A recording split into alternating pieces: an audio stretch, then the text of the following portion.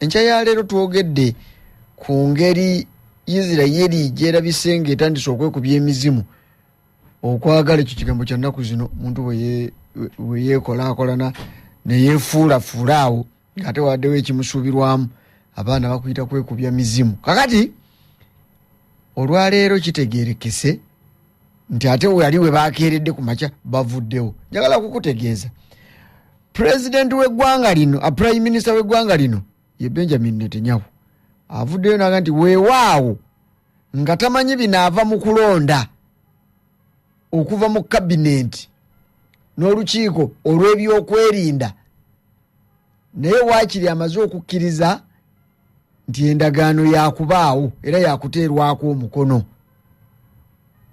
Ebyo bwe bwakeeredde enkya ya leero yabadde abisambaze era ng'ayongezezzaayo ennaku oba ebbanga eryabadde lirina okuteesezebwamu. Lwabadde lunaku lwajjo ku Lwokuna lwe babadde balina okutuuza cabinet meeting okukakasa ekyo abateeseza ekkata kye baatuuseeko. Omulungi ampuliriza, ensonga zino zakuta bawambe b'eggwanga lya Isirayiri abali eyo mu 33 kyokka nga si be bokka okwo kutoolako butoozi, naye abateesa abali eri ekkata nga bakulembeddwamu gavumenti y'ekkata, Prime Minister, gavumenti ya Misiri, President, ne bajja bawagirwa Abamerika, baavuddeyo ne batuuka ku nzikiriziganya nti ekituufu ekimala kimala. Olutalo lubakoose, lubalabisa. Kino kye kiseera emmundu ekkakkane basiriikirizeemu nga bwe bateese okumaliririza ddala olutalo luno luleme kuddamu kulabikako mu lwananda lw'e Gaza awo we zitokotera. Kakati era beewadde ne bagamba nti waakiri bino byonna tugenda kubikola mu nnaku 42.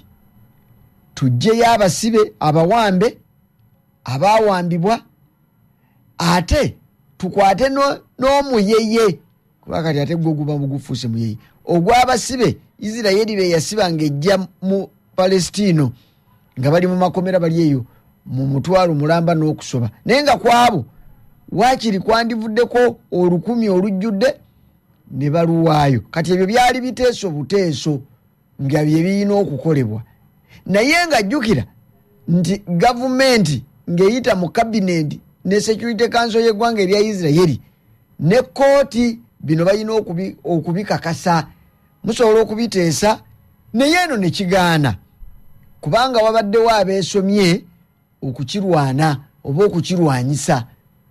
Bigambo bigenda bijja mu lulimi kati abantu erujja kusanga kati oyo gundi anwana naye kale katugambe nti okukirwanyisa. Munnange ensonga eno bwe yagudde jjo mu matu ga Benjamin Netanyahu eyandibadde ow'okutuuza cabinet meeting n'atandika okubaako byeyeekwasa, n'aga nti ekituufu kiri nti waliwo ensonga eziriko obulipo ezitanaggwa ate nga naddala ziri ku luuyi olw'abasajja abo Abahamaazi.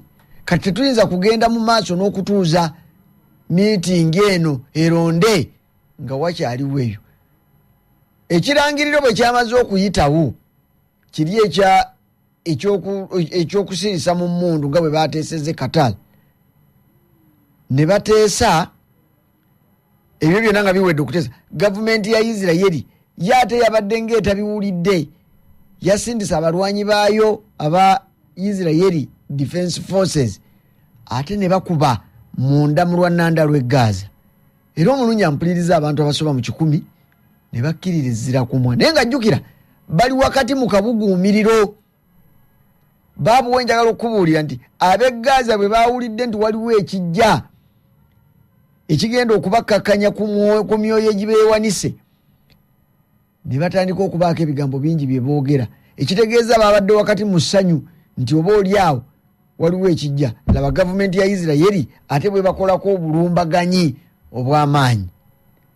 Ne wabaawo awo ebyayogeddwa kyokka nga n'ensonga y'olukalala luliko abantu 33 nalwo terunnaba kumanyika baani abaliko nga balamu, kubanga ku mulundi guno omulungi ampuliriza Isirayiri yali eyagala beeyagala abo 33 babe balamu.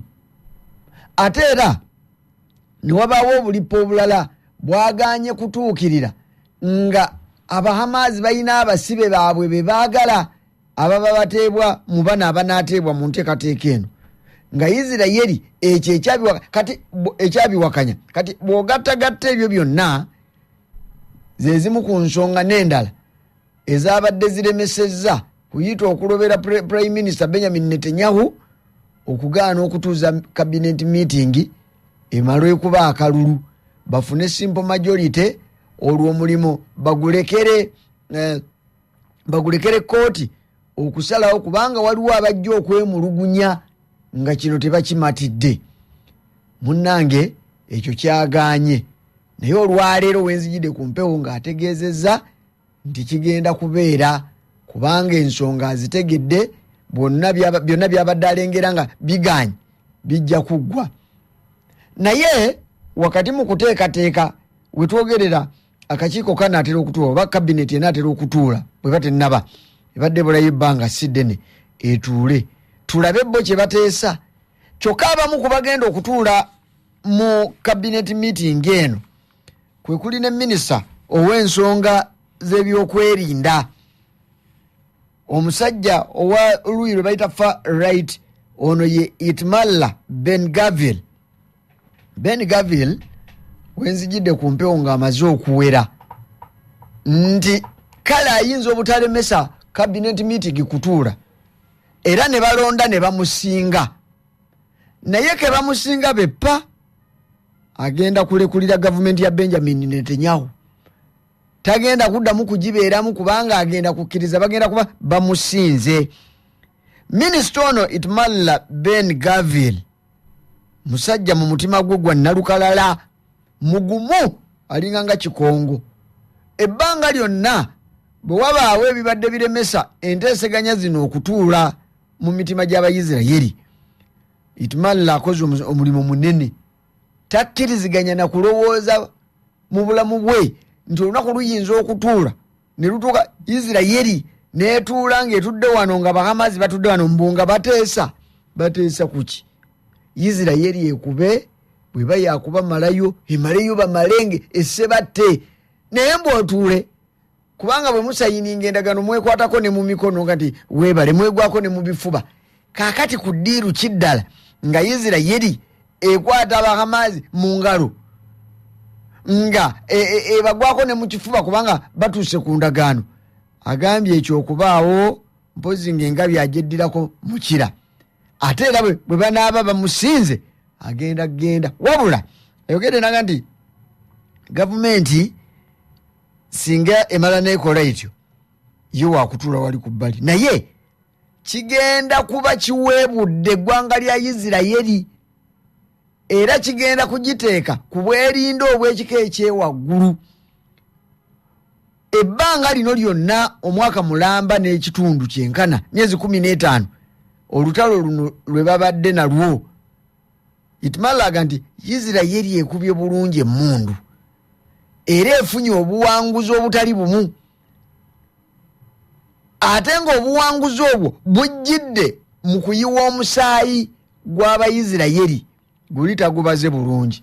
Waliwo Abayisirayiri abakunukkirizeyo mu 500 abaluguzeemu obulamu kakati bw'ojja ne wekkiriranya nga yegwe Benjamin Netanyahu ne kabinenti yo newankubadde nga kabinenti eyo ne Itamar Ben-Gvir kwali bano oba baliddemu olukwenga lunene era baba tebali kusonyiwa gye bali wansi eyo tebali kusonyiwa kali naga nti ye tagenda kwenyigira mu bintu ebifaanana bwe biti eby'ekijega yakkiriza kimu emmundu evuge mpaka kuwulira bubi.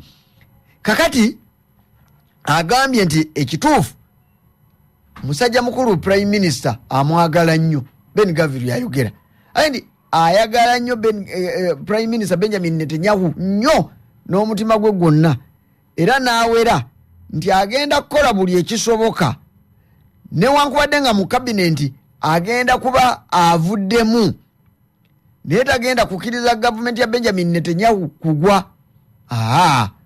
Agenda kukola buli ekisoboka Benjamin Netanyahu asigale nga Prime Minister w'eggwanga lino erya Isirayiri kyokka ye tagenda kukkiriza kubeera mu gavumenti ya Benjamin Netanyahu kubanga ensonga nga bwe zikwatiddwa za kijega tasobola kubikkiririzaamu ebifaanana bwe bityo. Kale nno musajja mukulu Ben Gavir n'abalala ab'ekiwayi kya far right tebagenda kubikkiriza kyokka nkubuulidde nti enteekateeka zonna ziwedde okulaba nga kabinenti etuula. bw'etuula kye bajagaza kukuba kalulu oba ensonga eno ddala erimu eggumba oba erimu ekinyusi oba ya muzinzi. Abanaatuula bwe banaaba batudde bwe banaaga abanaasingako ne baba omuntu omu ati nedda tetukkiriza ekyo nno kijja kuba kimala okubanga tebijja kuyita. Kakati newankubadde nga ne Benjamin Netanyahu naye akyamuse naga nti kino kiwedde naye wakyaliyo akalippo kano ak'abasajja abagenda okutuula olwaleero okukakasa ensonga eno ate nga naako bwe kaba kawedde era tulindayo akakooti.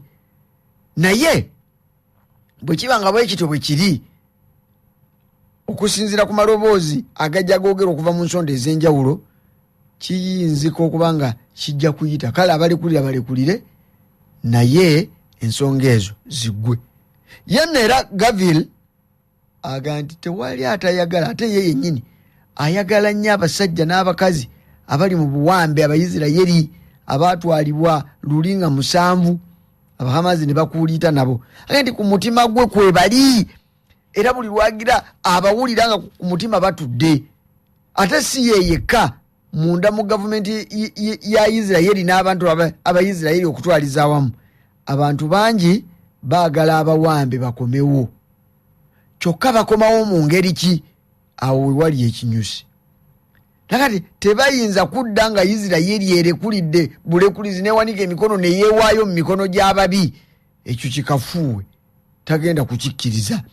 Kale nno omulungi ampuliriza njagala kutegeeza nti okusinziira ku galiwo olwaleero Abayisirayiri balowooza nti abantu baabwe abaawambibwa abakyali ku ttale bali eyo mu 98 naye nga ku mulundi guno wiiki eno singa nga ddala bino binaaba biteereddwa mu nkola bagambye amawulire gategerekesa olwaleero nti ku Sande ku makya abawamba abasookerwako ku Sande ku makya bagenda kuba baggyibwayo bateerwe mu mikono gy'abo abalina okubafuna olwo nno balyoke bave ku ttale gye bamaze emyezi 15 nga tewali amanyi kye baliko.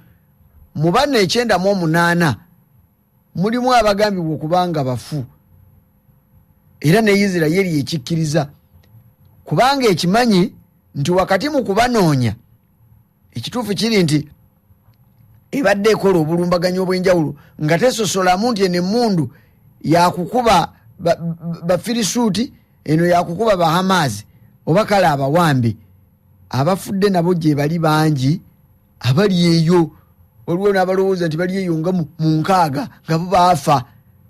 Era ku bano ogwo mulungi ampuliriza kuliko abaana n'abavubuka n'abalenzi n'abakazi n'abakadde n'abalwadde. Kakati abo betuteeseteese oba be bateekeddwa okubanga bagenda kuvaayo singa kati ekikutta obudde kibuta. Naye era nkubuulidde nti n'Abahamazi nabo bali mu keetereekerero ak'okulaba n'okuwuliriza abantu baabwe abali eri mu makomera ga Isirayiri ani avaayo. Awo wakyaliwo akattu newankubadde nga ebigambo byonna nga bwe biri naye era Abayisirayiri balowooza nti waliwo abantu abatasaanidde kuteebwa ku Sande nga bwe kijja. Amawulire gazzera go mulungi ampuliriza ne gategeeza nti tewaliiwo nsonga ndala okuva mu bitongole ebibadde bigoberera ensonga eno n'abakulembeze ku mutendera guno omuli Abamerika ne bannaabwe baga nti byonna bibeere naye ku Sande tuteekeddwa okuba nga tutulaba omuntu asooka bw'ava mu ttale. Jjukira Sande eyo yensalesale oba ye Eve ke kasiki ak'okutuuza pulezidenti w'eggwanga erya America Donald Trump. Kayandyagadde bino bigenda okubaawo nga kiwedde kanzije. Ensonga za World Report olowooza tezigenze bwezityo. Kyokka obweraliikirivu obuli ku ggwanga erya Isirayiri ne bw'olaba bapalapalanya ng'abatatte mukago wakati mu kusiriikiriza mu mmundu okuteekebwateekebwa w'emmundu ebaddewo ebbanga eryo lyonna, bano balaba balina kye bafiirwa, kye bafunyisizza amaanyi, balaba bagenda okukiyiwaayiwa nga bateekayo kusayininga busayininzi ndagaano batyo ku mmundu evuze n'efuumula n'enswa eziri mu ttaka. Ekyo bawulira nga tebakyagala kigenda mu, naye puresha era weeri kubanga enjuyi ez'enjawulo zandyagadde kino kiggwe tutambule tulyoke tulabe gye binagwira. Muno mpuliriza kiriza wiiki eno tugimalirize bwe tutyo. Nkwagala nnyo era tova ku rediyo y'abeene.